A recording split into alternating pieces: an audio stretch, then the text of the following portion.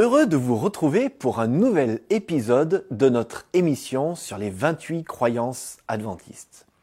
Aujourd'hui, Bernard et Lucas aborderont la croyance la plus encourageante que nous ayons dans l'Église adventiste du 7e jour, le retour du Christ. Je dis encourageante car c'est bien de cela dont il s'agit. Quand on parle du retour du Christ, beaucoup de chrétiens ont peur et c'est tellement dommage. Attendre le Christ, c'est comme la veille d'une fête de famille mémorable. C'est comme juste avant un mariage. Alors oui, il peut y avoir du stress de savoir comment cela va se passer. Mais au final, le jour J, à l'heure H, il n'y a qu'une chose qui compte, c'est cette formidable rencontre.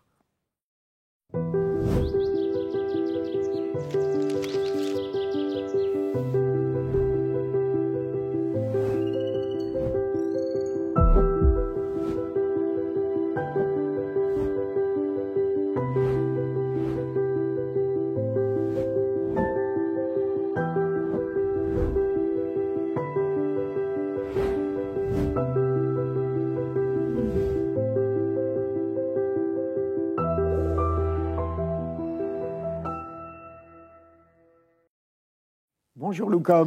Bonjour Bernard. Alors, ça va, tu tiens le coup? On arrive bientôt au bout de notre aventure. Oui, ça va. Ok, alors aujourd'hui on va parler d'un sujet qui est très sympa, très agréable et qui fait que l'Église adventiste s'appelle adventiste.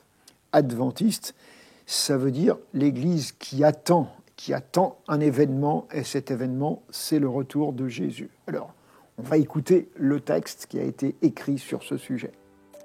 La seconde venue du Christ est la bienheureuse espérance de l'Église, le point culminant de l'Évangile. L'avènement du Sauveur sera littéral, personnel, visible et de portée mondiale. Lors de son retour, les justes morts ressusciteront.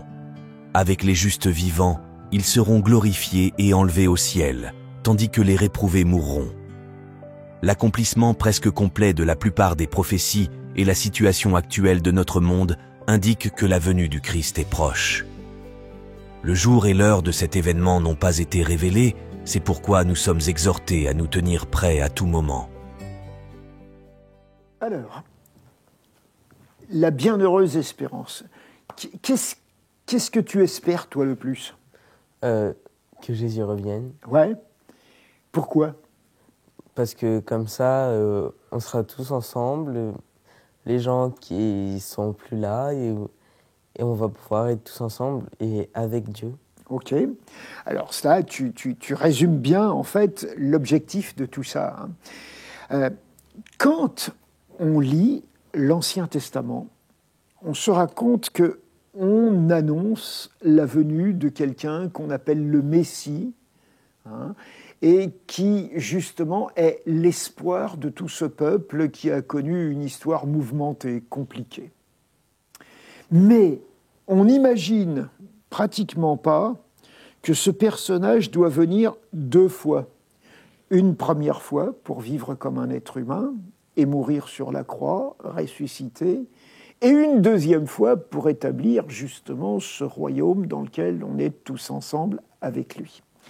Et donc, c'est une des choses qui a beaucoup fait hésiter les Juifs à croire en Jésus. Mais Jésus et tout le Nouveau Testament, donc les écrits chrétiens, disent et redisent presque à toutes les pages que ce Jésus qui est venu, qui n'est plus là au moment où on écrit les textes, il va revenir. Et donc, il y a là une promesse qui est très forte, une promesse qui est renouvelée X fois et qui entretient la foi au point qu'on l'appelle la bienheureuse espérance, comme ça a été dit. C'est une citation d'un courrier que Paul a écrit à un de ses collaborateurs, Tite. Maintenant, dans ce qui a été écrit dans ce texte, il y a plusieurs caractéristiques. On te dit que ça sera un événement visible, universel et un événement physique, c'est-à-dire pas quelque chose qui est juste qui se passe dans l'imagination ou dans les idées ou qui soit une expérience juste spirituelle. on te dit que c'est un événement de l'histoire. Alors c'est intéressant parce que beaucoup imaginent que la religion ne s'occupe que de choses qui sont des choses spirituelles, qu'on ne voit pas, mais qui se passent dans ta tête et qui... Hein. Alors on va lire un texte qui se trouve dans le livre du prophète Daniel, et qui est une explication que Daniel va donner au roi Nebuchadnezzar, qui est le premier empereur de ce qu'on appelle l'empire néo-babylonien. Alors, c'est dans Daniel au chapitre 2, à partir du verset 31. « Mon roi, voici ce que tu as vu dans ton rêve. Une statue était devant toi. Elle était immense, très brillante, et elle faisait peur. Sa tête était en or fin, sa poitrine et ses bras en argent, son ventre et ses cuisses en bronze. Ses jambes étaient en fer, et ses pieds étaient moitié en fer et moitié en terre cuite. Tu étais en train de regarder la statue.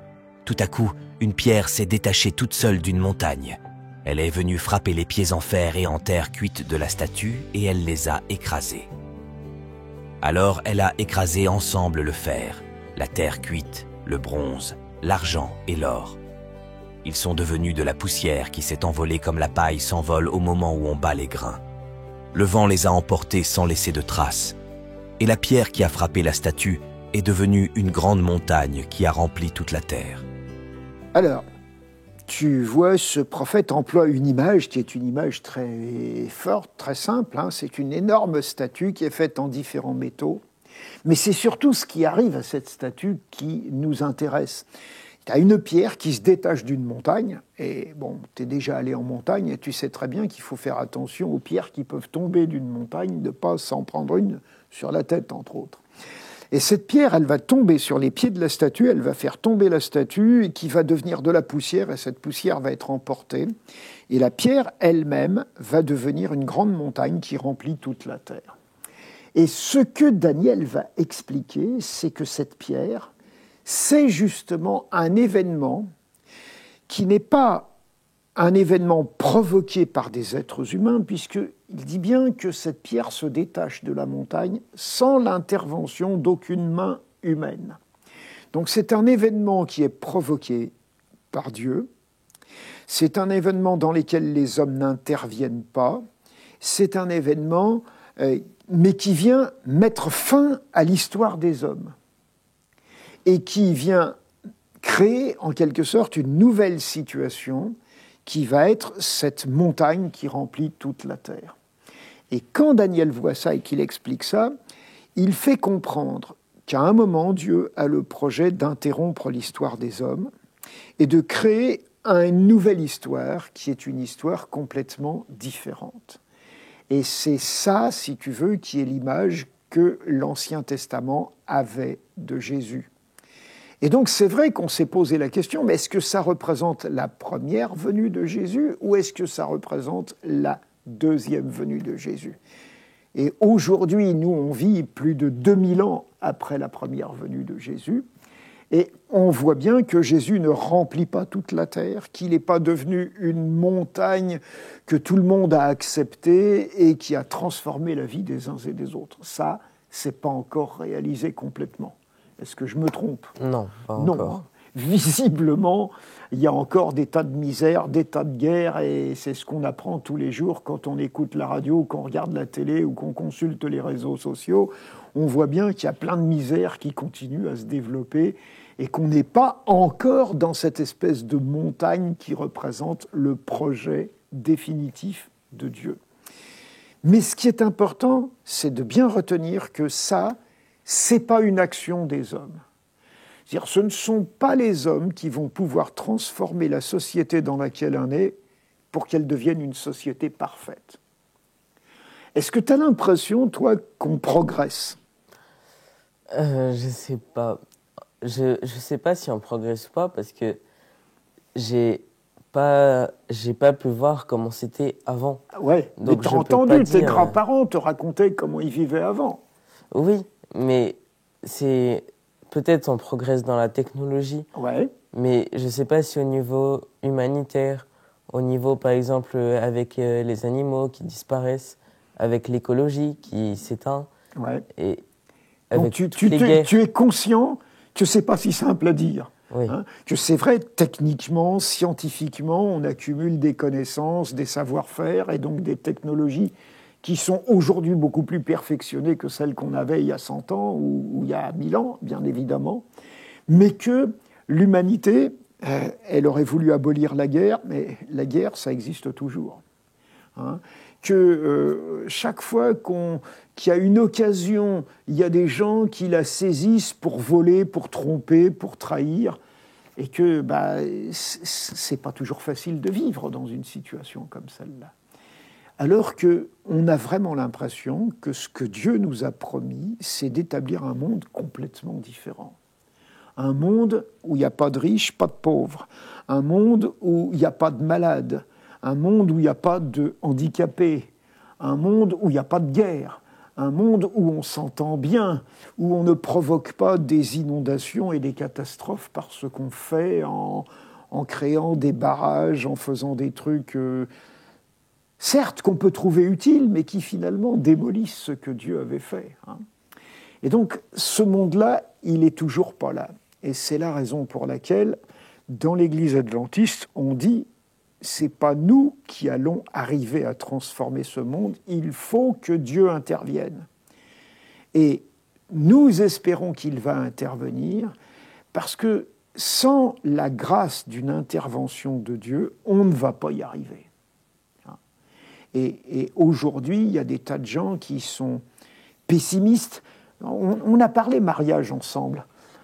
Moi, je connais des tas de gens qui hésitent à se marier parce qu'ils trouvent que la vie est trop dure. Je connais des gens qui sont mariés, qui ne veulent pas avoir d'enfants parce qu'ils disent « je ne veux pas mettre au monde des enfants qui vivent dans le monde dans lequel on est parce qu'il est trop mauvais ». Et tu as certainement déjà entendu des réflexions comme ça. Oui, beaucoup. Et donc, c'est vrai qu'on est perplexe sur l'avenir du monde. Et ce que la foi nous dit, et que l'Église adventiste essaye de bien mettre en avant, c'est qu'il n'y a que Dieu qui peut apporter la solution. Et la solution, c'est une nouvelle intervention de Dieu dans l'histoire des hommes, et qui s'appelle le retour de Jésus. Et ce retour de Jésus, c'est vraiment quelque chose qu'on attend avec une grande espérance, avec une foi importante, parce que sans ce retour, on ne s'en sortira pas. Et donc, on est invité à y croire vraiment parce qu'il l'a promis, et comme je te disais tout à l'heure, c'est répété presque à toutes les pages du Nouveau Testament que Jésus va revenir. Alors, moi, personnellement, je trouve que c'est une belle espérance. J'y crois, même s'il y a des moments où je doute, parce que le doute, ça fait partie aussi de notre vie. Mais si tu veux, porté par cette espérance, je peux encore trouver qu'il y a des belles choses dans la vie présente et que ces belles choses, elles vont se multiplier dans la nouvelle vie que Jésus nous proposera et dans laquelle il éliminera les mauvaises choses. Ouais. Mais ça, il n'y a que lui qui peut faire ça. Ouais. Je ne sais pas si toi, tu as déjà essayé d'éliminer des défauts que tu as remarqués chez toi. Oui, peut-être, oui. T'arrives ? Je pense. C'est facile ? C'est pas facile. Non. Il faut de la persévérance. Ouais, c'est un vrai défi. Hein. Et donc, quand on n'arrive pas à se corriger soi-même, comment pourrait-on corriger tout le monde pour que les choses soient belles pour tous ?